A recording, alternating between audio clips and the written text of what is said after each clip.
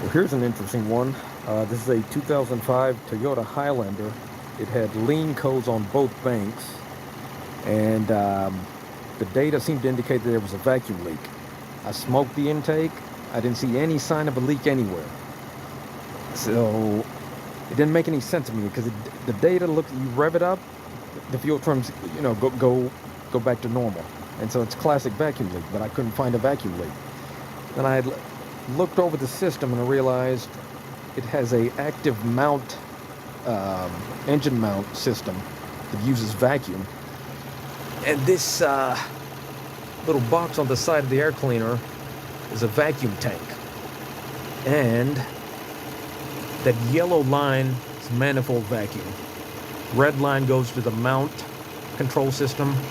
The other line goes to a valve that controls the intake flaps.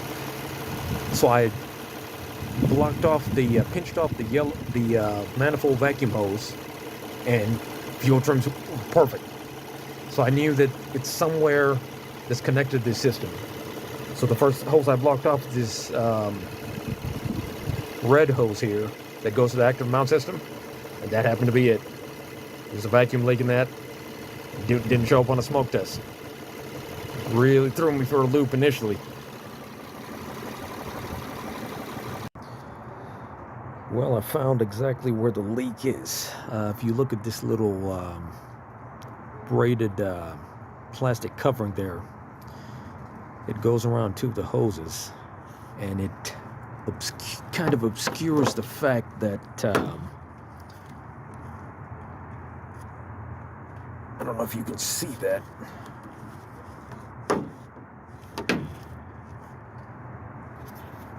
But right here, that little nipple, that's the end of the hose.